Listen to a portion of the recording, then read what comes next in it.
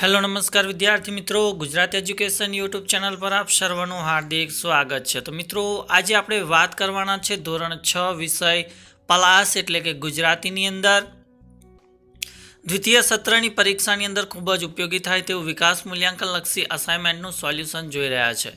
તો આ વિડીયોને અંત સુધી જોવાનું ભૂલતા નહીં। ચેનલ ઉપર જો પ્રથમ વખત આવેલા હો તો ચેનલને સબસ્ક્રાઇબ કરી દેજો અને આ વિડીયોને તમારા અન્ય મિત્રો સુધી શેર કરી દેજો। તો આજે આપણે વાત કરવાના છે પ્રશ્ન નંબર 2 ક કે ટૂંક નોંધ લખો। તો નીચેના પાત્રોનો આપણે પરિચય આપવાનો છે અને એની અંદર એકમ 6 છે અને એની અંદર પહેલું પાત્ર છે કે ભાઈ સૂકો। તો સૂકો જાત મહેનત કરનારો મહેનતુ છે। તે આજુ ગામમાં સોનેરી ઝૂંપડીમાં રહે છે। તેની પાસે એક રૂપેરી બકરી છે। તે રાત દિવસ મહેનત કરીને પોતાનું ગુજરાન ચલાવે છે। એકવાર દુકાળ પડ્યો। દુકાળ આવતાની સાથે જ સૂકાને પોતાના કુટુંબના ભરણપોષણની ચિંતા થવા લાગી। બાવડાના બળે સૂકો નદીના અડધાથી ઓછા ભાગના પાણીને પોતાના ખેતરમાં લઈ જાય છે। ત્યાં દુકાળ ખૂબ લાંબો ચાલ્યો। સૂકાને પોતાનું આજુગામ મૂકીને ત્યાંથી જતા રહેવું પડ્યું। ત્યારબાદ બીજા નંબરનું પાત્ર છે પરપોટો। તો પરપોટો ખારી નદીના પાણીમાં તરતા તરાપામાં રહેતો હતો। તેને કોઈની દરકાર ન હતી।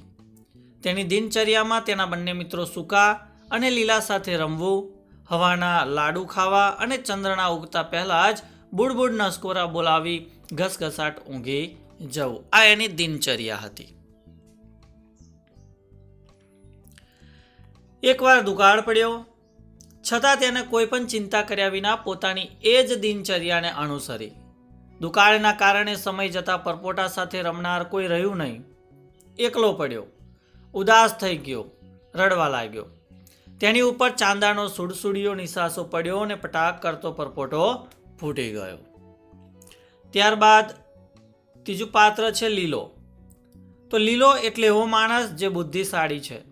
તે હવેલીમાં રહે છે અને તેને ત્યાં ઘણી ગાય ભેંસ છે, એટલે કે તે ધનવાન પણ છે। માલ મિલકતવાળો હોવાથી દુકાળના સમયે પોતાના કુટુંબના ભરણપોષણની તેને તાત્કાલિક ચિંતા નથી, પણ કેટલાક દિવસ પછી મુશ્કેલી ઊભી થશે તેમ તે જાણે છે।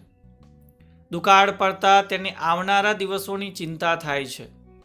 દુકાળ પડતા તે બુદ્ધિના જોરે નદીનું અડધાથી વધારે પાણી પોતાના ખેતરો માટે લઈ જાય છે।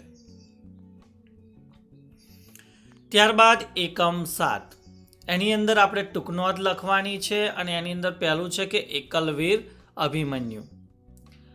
તો અભિમન્યુ માત્ર વીર ન હતો, પરંતુ એકલવીર યોદ્ધો હતો। પદ્મવ્યૂહ ભેદવાનું વિકટ જ્ઞાન તેને હતું।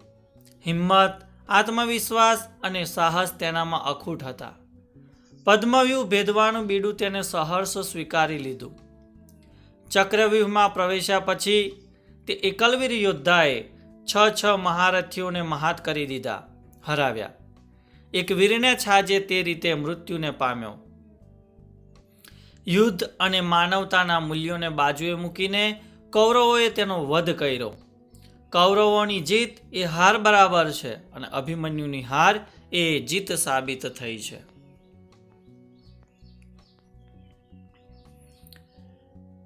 બીજી ટૂંક નોંધ છે ચક્રવ્યૂહમાં અભિમન્યુ। અર્જુનની ગેરહાજરીમાં એકલવીર અભિમન્યુ જ કૌરવોના પદ્મવ્યૂહને ભેદી શકવા સમર્થ હતો। તેને પદ્મવ્યૂહની પ્રથમ હરોળને જોતજોતામાં ભેદી નાખી। કૌરવ સેનાની અનીતિ અને દ્રોણના ગર્વના ચૂરેચૂરા કરી નાખ્યા। અભિમન્યુ પાછળ જતા ભીમ સહિતના તમામ યોદ્ધાઓને જયદ્રથે રોક્યા। અભિમન્યુ એકલો આગળ વધ્યો। અભિમન્યુને ખ્યાલ હતો કે પદ્મવ્યૂહમાં તે એકલો જ છે। તેને દુર્યોધનના પુત્રને માર્યો, તેથી દુર્યોધને દ્રોણને કોઈ પણ ઉપાયે અભિમન્યુને હણી નાખવા કહ્યું। 6 મહારથીઓએ એક સાથે અભિમન્યુ પર હુમલો કર્યો અને અભિમન્યુ શસ્ત્રવિહીન, રથવિહીન થઈ ગયો। નિશસ્ત્ર અભિમન્યુ ચક્રવ્યૂહમાં રણભૂમિમાં ઢળી પડે છે। ત્યારબાદ ત્રીજી ટૂંક નોંધ છે અભિમન્યુના મૃત્યુની અસર। અર્જુનની ગેરહાજરીમાં કૌરવોની કુટિલ નીતિથી અભિમન્યુનું મૃત્યુ થયું. પાંડવો ઘેરા શોક અને હતાશામાં ઘેરાઈ ગયા. દ્રૌપદીને પુત્રવિયોગ વસમો લાગ્યો. અર્જુન અભિમન્યુના મૃત્યુના સમાચાર જાણી અત્યંત દુઃખી થયો. યુધિષ્ઠિર મોટા અવાજે રડી પડ્યા. ભીમ શોક અને ક્રોધથી પાગલ થઈને પોતાના કેસ ખેંચવા લાગ્યો. શ્રી કૃષ્ણ શિબિરના દ્વાર ઉપર શાંત અને નિશ્ચલ થઈ ઊભા રહ્યા. અર્જુન મૂઢ, હતાશ અને શોકમગ્ન મુદ્રામાં નિશબ્દ થઈ ગયો. દ્રૌપદીએ જયદ્રથનો વધ કરવાની અર્જુનને પ્રતિજ્ઞા લેવડાવી. તો અર્જુને પ્રતિજ્ઞા પણ લીધી કે આવતીકાલના સૂર્યાસ્ત પહેલા જયદ્રથનો વધ ન કરું તો જાતે ચિતા ખડકીને બરી મરીશ. તો વિદ્યાર્થી મિત્રો, આ હતું પ્રશ્ન 2 ટૂંક નોંધો અને પાત્રનો પરિચય. એ સંપૂર્ણ સોલ્યુશન આપવાનો પ્રયત્ન કર્યો. તો વિડીયો ચોક્કસથી ગમ્યો હશે તો વિડીયોને લાઇક કરજો, શેર કરજો અને ચેનલ ઉપર જો પ્રથમ વખત આવેલા હો તો ચેનલને સબસ્ક્રાઈબ કરી દેજો. Thank you. આભાર.